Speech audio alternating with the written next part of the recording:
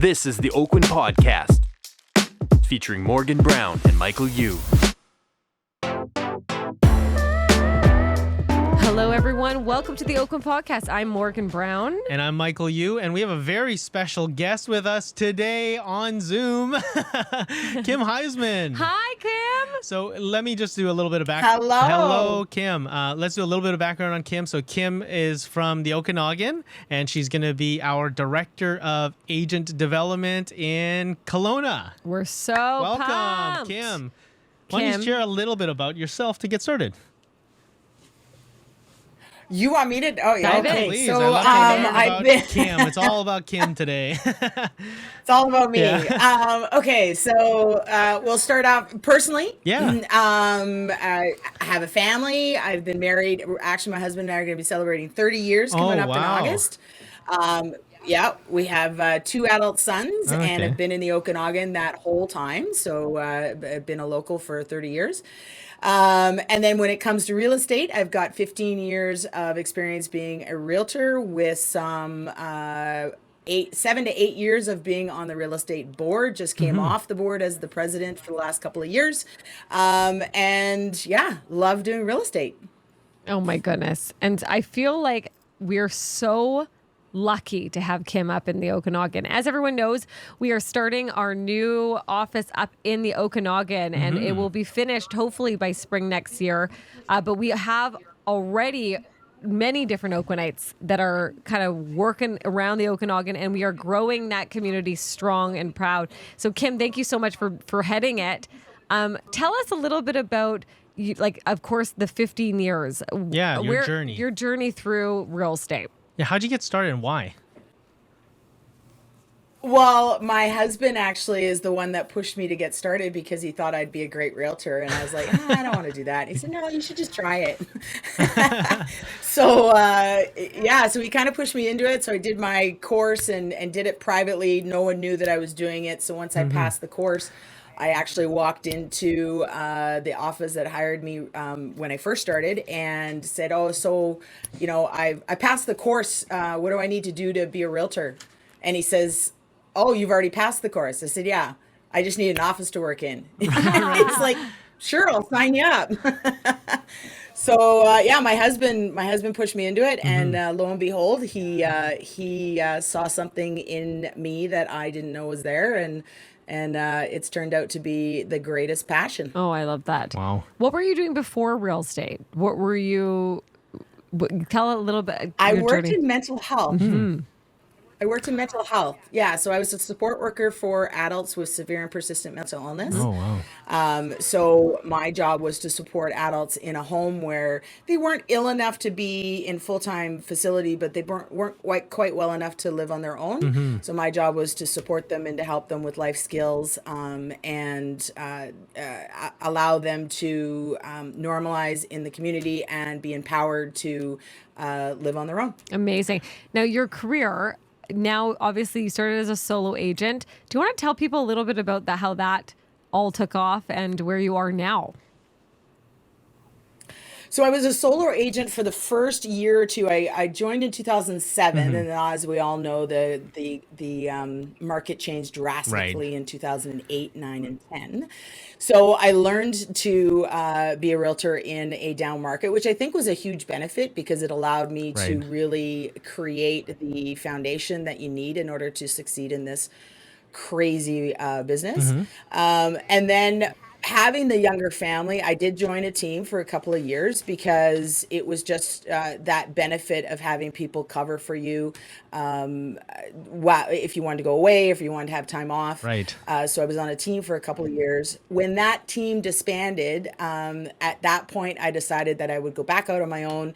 And I just put my head down and went to work. So the biggest thing I did in order to grow my business was I love networking. I love meeting new people, and I love going to different areas to meet new people. So I just started doing that on a regular basis, and started growing my business. Amazing. So, when you talk about networking, so what does that entail? And what's your approach? So I would actually go to education in Vancouver. I Oh, would go to education in Calgary, or I would go to education in Toronto, or or go to conferences, any chance that I would get in order to be with other realtors from other communities, Okay. so that I could genuinely create a relationship that, if they had a referral coming into the area, they actually had met me.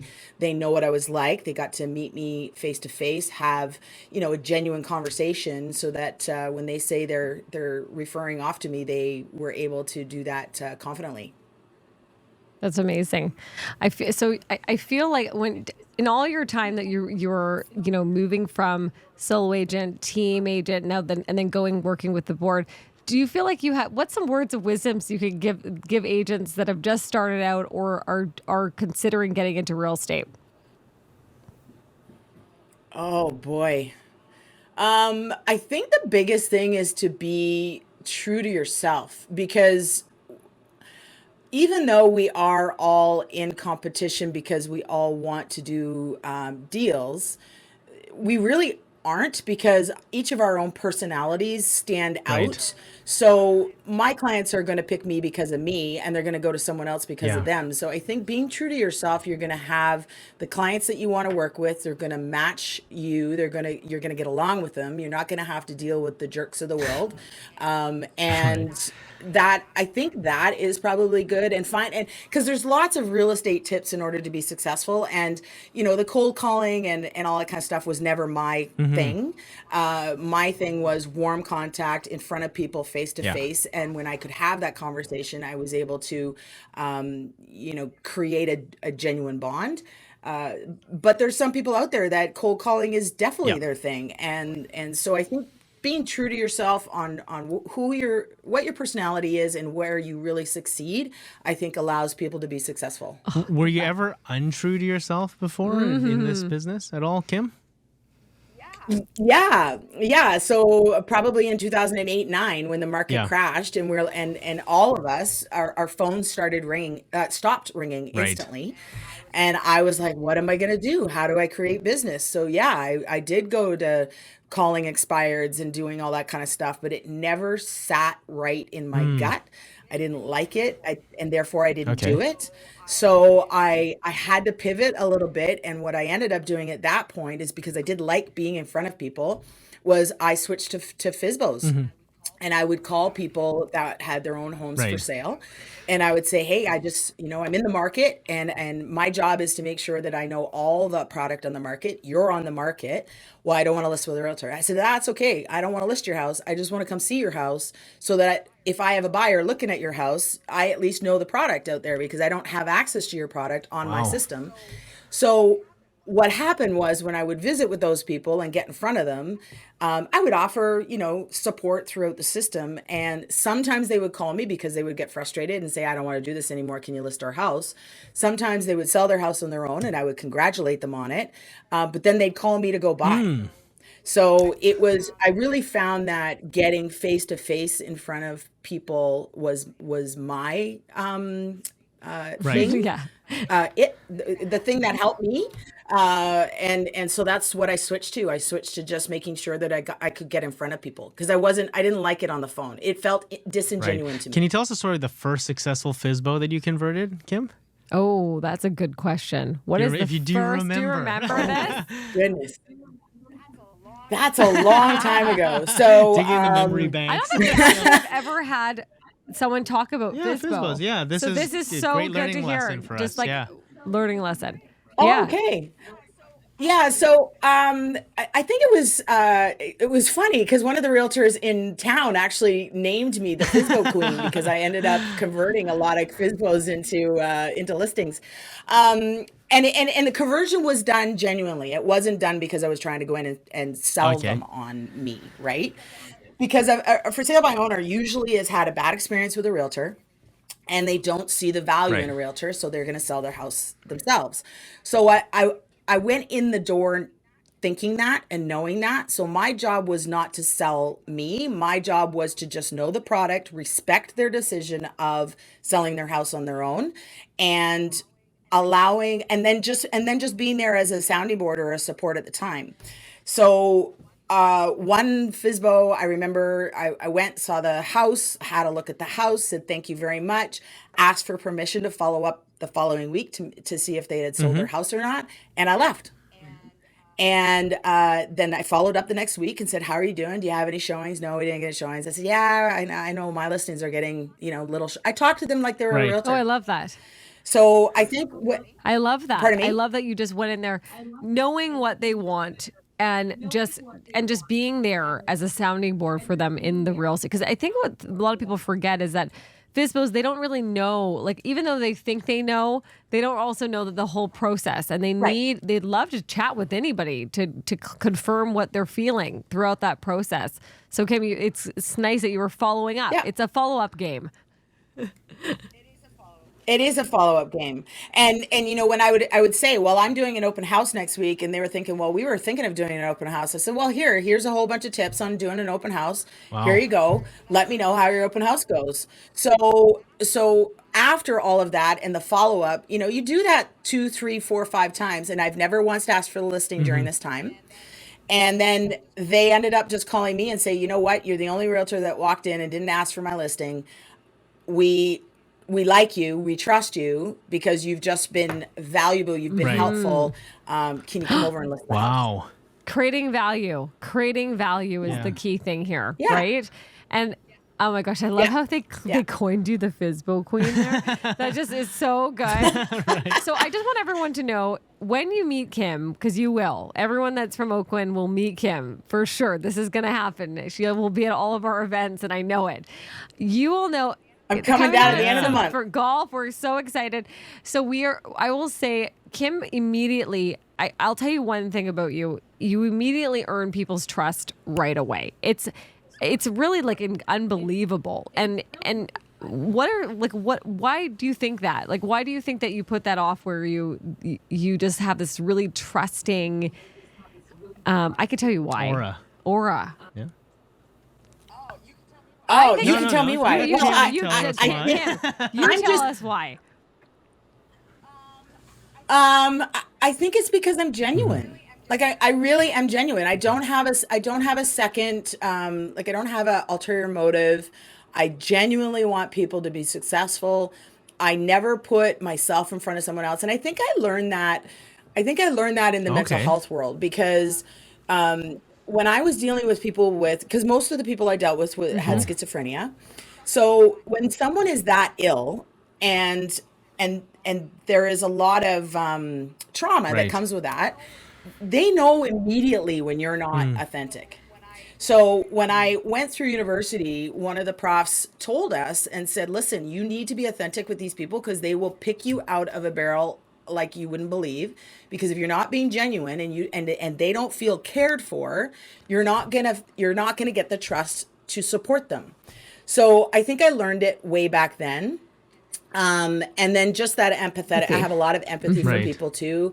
I was a volunteer for RCMP Victim Services for 10 years as well. So I walked people through trauma and that kind of stuff. So I think that kind of background allows me to be genuine and be authentic, and hopefully that comes off so that they can trust me. What was the source of your love of people? Like, working with mental health patients and working with people that have where did it come from? And what's the source? Like, where does that come from, Kim? I think it started when I started volunteering for the RCMP Victim Services, because I was in my 20s. So I was married young and had my kids young, right? So in my early 20s, I was married and had 2 kids. And my mom was a volunteer with the RCMP Victim Services. So I was like, I'm going to volunteer doing that as well. During that volunteerism, I supported a lot of people through trauma. And anything you can think of that the police have dealt with, I supported the victims through that. So that, I think, gave me the window of wanting to go into the mental health world. And then it just expanded from there. So I think the skills that I learned in the mental health world have allowed me to transfer them into real estate, because we all know how real estate creates a lot of emotion, both positive and sometimes negative. especially when you're dealing with people going through a traumatic sale of a home, because it's not Yes. always Yeah. happy. So being able to walk people through that with that kind of support, I don't know. I just I love being a support or difference in someone's life. Because it was odd. There was a lot of people that said, well, how can you do that when I was volunteering with RCMP? Because I was always there when it Yeah. was traumatic. And I said, you know what, if my presence and my support helps someone through the most traumatic time in their life, then that's Yeah. rewarding to me.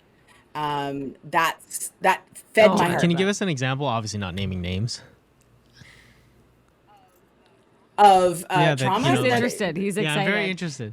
well, if you can think of an event, I supported people Yeah, through it. it's pretty So I've traumatic. supported people through suicide, through, oh yeah, it's, any kind of event, because the big city, it doesn't only happen in the big cities, it happens in the small Yeah. cities as well.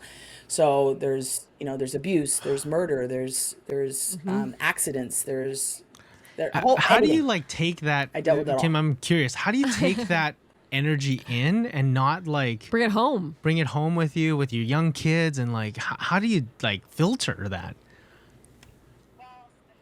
Well, self-care is very important, which also is into real estate Right. as well.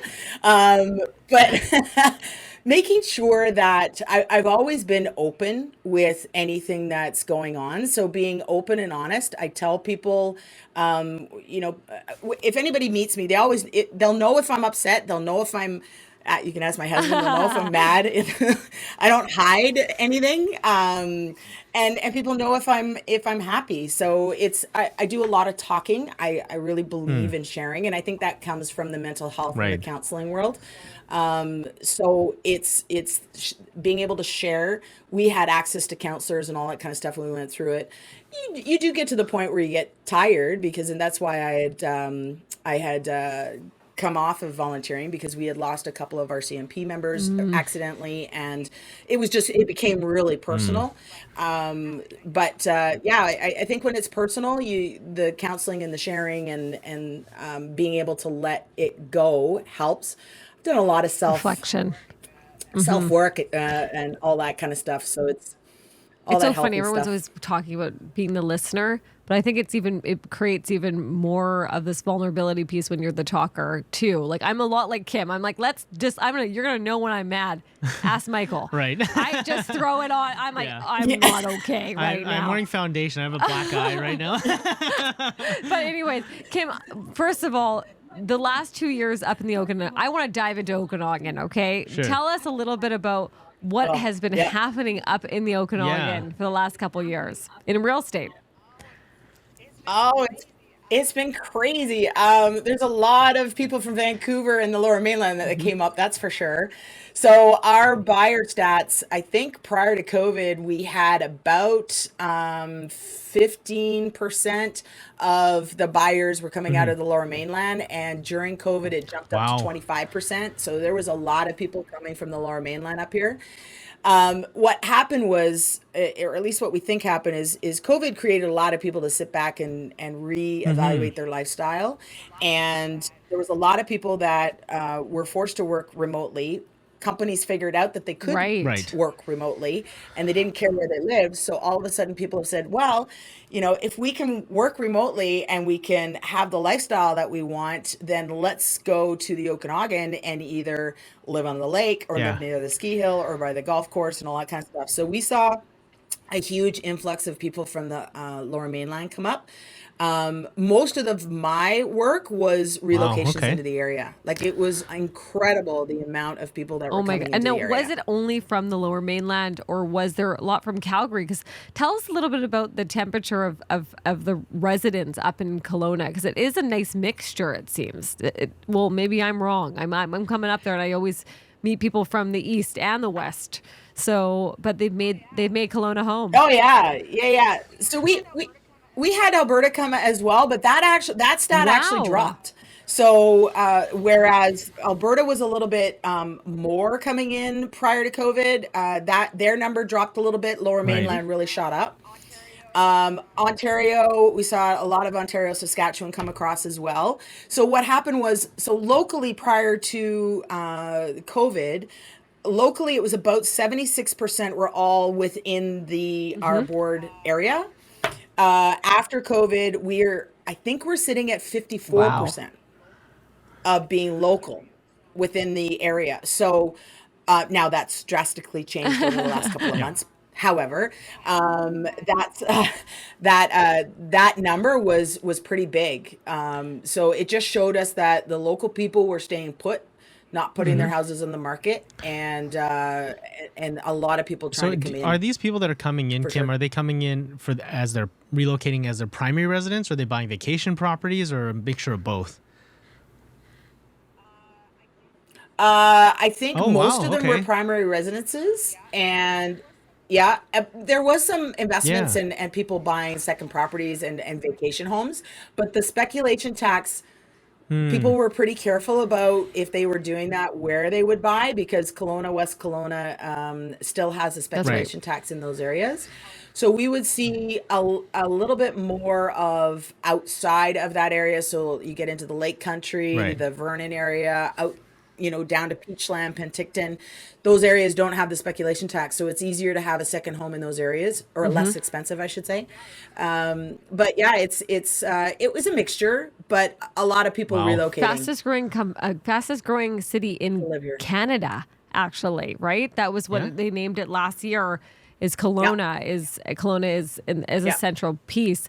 You're seeing a lot of change now coming from the Okanagan. Are residents excited about it? Is there a mixture? Obviously, there's lots of towers coming out. There's lots of different multifamily homes coming out. What's the temperature? Well, I think it's mixed. You've got a lot of locals that one of the biggest concerns, I think, or at least one of the concerns that I have, is the infrastructure not being able to handle the amount of people that are coming into specifically the Kelowna area. Because the traffic already is pretty challenging, and there's not a lot of avenues to get off the main road, the main highway. So I think the concern about all the towers coming in is more about infrastructure and the busyness of traffic. However, how are the municipalities addressing that, Kim? You know? Well, or not addressing it. We're ignoring that question. I'm like, can I have a glass of water now? There's good and bad parts to it. It's a challenging because they're not only looking at infrastructure, but they're looking at the lack of housing. They're looking at everything, right? It's such a interchangeable and huge issue. You've got to only go up. So the big towers are, the most logical things in regards creating to supply. What density. kind of product you can build. And getting supply. But then it's an issue for infrastructure. And then it's the issue of a lot of people not liking the fact that high rises are going to change the landscape of the beautiful city of Kelowna when you're up on the hills, and you don't see a lot of landscape or a lot of towers right now. So I think it's a mix of a whole bunch of different opinions. And I think it's a personal one. It's a hard one to call. And there's a lot of industry coming into Kelowna and Okanagan. Lots of the tech companies. So can you share a little bit about that, like job creation and what's happening there, Kim? So I don't know a lot about that, I'm going to be honest. But I have heard that that is for a lot of tech companies. It is they've got their eye on the area. Yeah, so I'm not sure. I feel like there's really a lot of people are going there. Obviously, the real estate is in an affordable level for a lot of those companies to put employees there. But also, it's the way of life. It's the way of life up in the Okanagan that is incredible. One thing that people should know about Kim is a lot of our realtors at Oakwyn, Vancouver, and if you're listening to one and if you're one of those Oakwinites and you really need someone to refer business to, and you would like to get more knowledge about the Okanagan and know more about real estate, Kim and her team is incredible up there. I will vouch for that 100%. Do you feel like a lot of your business is really grown referral just from so many realtors. Can you talk a little bit about that to other agents that are thinking of doing the same thing, building the referral networks?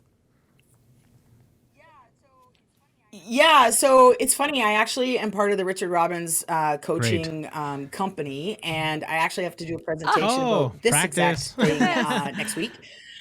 So I've just finished running all of my numbers. So what I ended up doing is, because of the networking and the face-to-face meeting other agents was the way I really enjoyed building my business.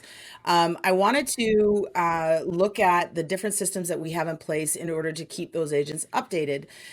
Because one of the frustrations that I found was, I'd send out a referral, and I don't get to send out many because not a lot of people leave the Okanagan, but some people have to. So I send them out, and then I would never hear anything, or I'd get a surprise check, and it'd be like, I wish I would have known what was going on. So back in 2019, I had a conversation with my assistant and said, listen, at that point, 30% of my business was coming in from agent referrals.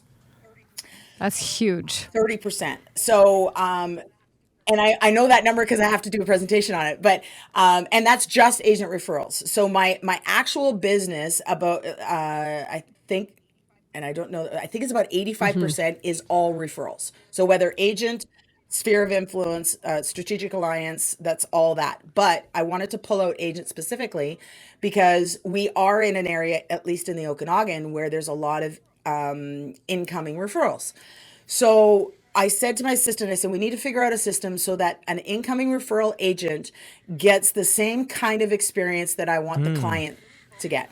So I really focused on creating an agent experience so that a referring agent loved dealing with me in regards to referrals, because they were updated on a regular basis and knew at what stage we were in, if we were looking or if I was selling their client.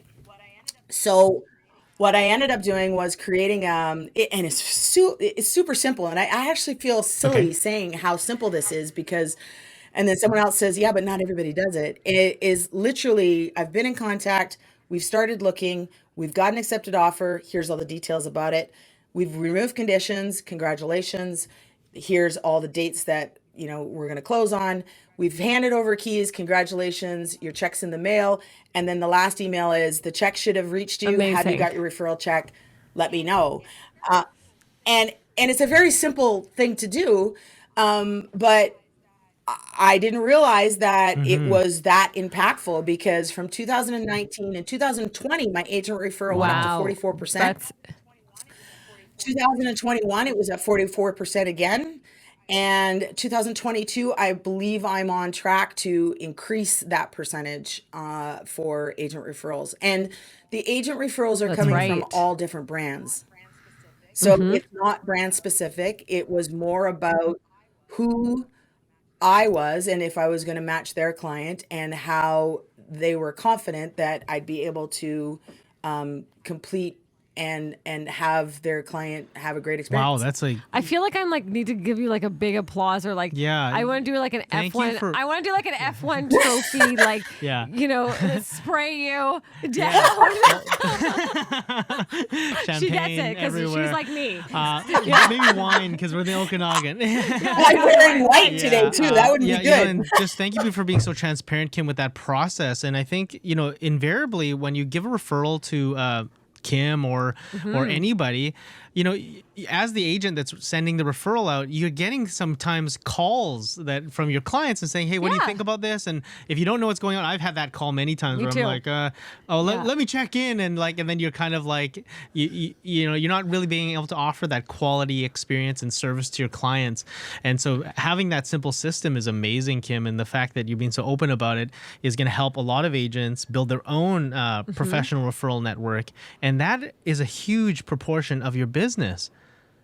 Right? Michael's so excited about that because I think what people forget about is that it's not just about the clients; it's about the people you're working with. It could be as easy as an agent from Victoria or an agent from Kelowna. So make sure you make those relationships, find the right people that work with you, And Kim, Yeah. that's incredible. That's incredible. There's something that I wanted to ask you, Kim. So in terms of and this is maybe it's I don't want to put you on the spot because I think a lot of Vancouver.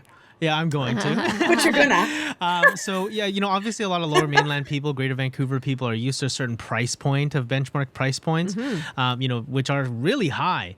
But what are some of the benchmark pricing in the Okanagan? So for example, for a detached house or a condominium or a townhouse. Vernon, exactly. In Vernon or in Kelowna or Kelowna. anywhere.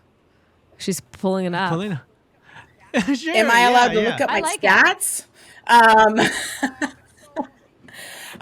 So if I remember correctly, and I have to be honest, I didn't look at last month's stats, but you got your Kelowna benchmark that's up over $1 million, and it was during COVID. It might have dropped recently because of the last month, but I'm not sure. You go into the Vernon area, you go a little bit more north. The further away you get from Kelowna, the lower it becomes. Kelowna seems to be the highest price. Especially for that benchmark. But you know what? Give me 2 seconds and I will look it up because I think. Go ahead. Go ahead. Ask Kim's looking it up because what I'm trying to do, in terms of building a revenue stream for our agents, having what we call a call to opportunity and opening up the option for our clients to maybe invest or purchase a property in the Okanagan and having that amazing a referral partner that someone like Kim, opens up a whole new different revenue stream. And, so you're maybe not just limited to selling properties in Greater Vancouver, but maybe it's like up in the Okanagan where it's growing and it's changing. And that's one of the best things about the Okanagan is it's just getting started. I believe that. So tell us a little bit about it, Kim. So I think the Okanagan, and it happened back in 2008 and 9 as well. I think we're a little bit insulated because of where we are and what we are. So with the lifestyle that we have, with the lakes and the wineries and the skiing and 4 seasons and being able to enjoy any kind of lifestyle event within 20 minutes of where you live, all 4 seasons of the year, I believe keeps us a little bit insulated when the rest of the country starts to feel a little bit of the downturn. The rest of the country might feel 25%, maybe we're only feeling 15 kind of idea. So I think we're a little bit insulated that way when it comes to numbers. But when I look at, I was able to pull up June stats. We've got 47% of units sold down in the central Okanagan, but only 23% down in the north. So you've got, and then active listings and new listings are both up in the area. Benchmark price for single family homes in the central was 1.1, and in the north was 798. So quite a bit cheaper in the north. And then if you go into the Shuswap area, it's 757, and in the South Okanagan, it's gone up. The South has actually gone up.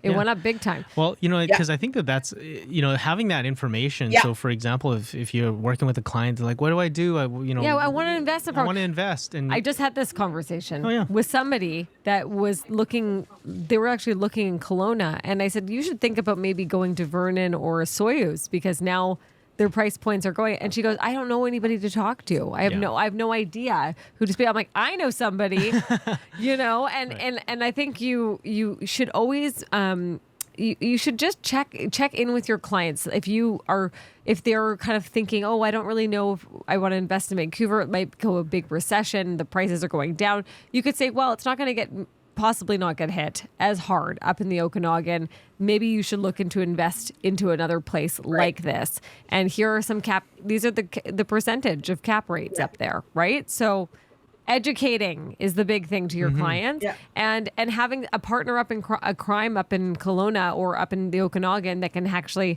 tell you what's happening, right? Yeah, for sure. Yeah. Kim, I'm really interested in your volunteering and being a part of the real estate board of Okanagan. Yes. Maybe you can share a little bit of insight there and your why experience. Why do you decide to volunteer first and the journey through that?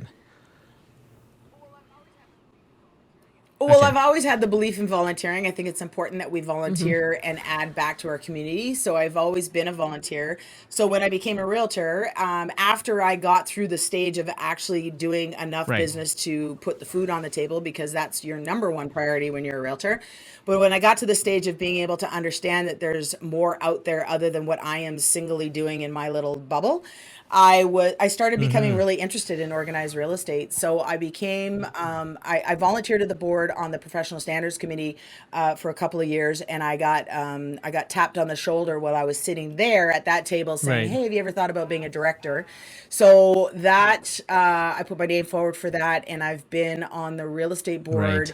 for 7 years, a director for five, or a director for four, a vice president is five, and then I was the president for the last 2 years, because we merged the South Okanagan with the Okanagan Main Line into the Association of Interior Realtors, and then they asked me to stay on as president Wow. to maintain that continuity of leadership with the president of the South Okanagan. So the two of us became the president and the vice president of the new association. And then when we were doing that year, we had Kamloops and Kootenays come to the table and want to talk to us about joining the association. So we did a second merger, and now we're all together. Which I love. I just came off as I love president. this. I'm I love that everyone came Yeah. together, What's that? especially during Collaborate. Kim. Yeah. Kim's piece. Yeah. Yeah, so I'm now serving past president for the Okay. next 7 months at the association, and then I have to think about whether I want to continue in organized real estate with either putting my name forward for BCREA, or I've had Right. Kriya Oh, here we go. tap my Wow, shoulder that's so too. exciting, So we'll see. Kim. And the fact that you Yeah. were the leader during such like a very a big change, with combining of the boards and bringing them through. Like, what are some of the things you learned from that experience in leadership? Yeah, I was gonna say.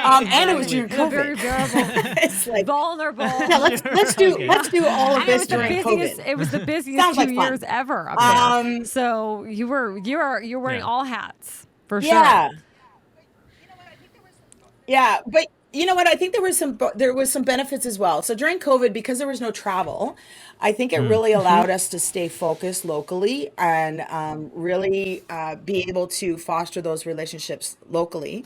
What I learned, in my opinion, it made me a better realtor. In order to understand all the different levels of real estate, of being an agent on the ground, all the way up to the role of BCFSA and how we can advocate on behalf of realtors towards BCFSA and the government, and how advocacy really works, because you're better off to attract bears with honey, not vinegar. So there's a skill to it. So learning all of those different ways of being an advocate for the realtor on the road, and I maintain being a realtor, and I'm in it for a long time. So I'm not doing it as an overseer. I'm doing it more of, I want to stay in this Yes. industry for the next 10 or 15, 20 years as well. My son just got into Right. the industry too. So all of being part of the education and hopefully giving enough guidance to other people that influence our industry was also important to me too. So I learned a lot. It's not an easy, Right. it's not an easy seat. You do become targeted by a couple people that don't Yeah. understand the full picture. So your skin has to get a little tough. Yeah, I think it was a you great made that experience. change happen. I'm sorry. I'm going to say it out loud. I'm going to say you were the one. No, and I think it takes a whole team, right? It sounds like everybody was ready for it. And that's so Oh, yeah. exciting. And what great experience and knowledge to kind of bring into your own business as well. As you said, your son is now a licensed agent. I'm excited. I just saw him on board. And you're making some big changes. But I want to just kind of talk a little bit about why you decided to make the change and come to Oakwyn. I mean, I know this whole story. I was there. I was lucky to witness it all. But maybe just share with everybody else that's listening, you know, what the next step looks like for Kim. Well, you and I started talking, I've said a year and a half ago, but I think it was actually a little bit longer than that. Almost 2 years ago that we started chatting. I've known about Oakwyn, and I've dealt with realtors in the Oakwyn brand for several years. I've always been very impressed with who I've been working with. Everybody's been very professional. Your brand is very professional. It's bright, it's energetic, it's youthful. So I think, you know, that's what attracted me to the brand is because in my own community, I didn't want to do a sideways move. Just moving for the case of moving because you're upset with your brokerage is not my thing. I'd be better off just to go up and into the corner and just do my work and away I go. So for me, it was important to, if I was going to do any kind of move, that it was perceived as an upward move. And your values and morals that you guys have based your company on align with mine. So when I saw that, and when I saw, you know, innovation and driving change and, you know, culture and community and all that kind of stuff, I was like, oh my God, I just got these are my goosebumps people. right there. I just got goosebumps. Got excited. Yeah. So it was super excited, but you guys weren't in the Okanagan. So, you know, I watched you from afar, and I saw a lot of realtors that I respected move to your brand in the Vancouver market.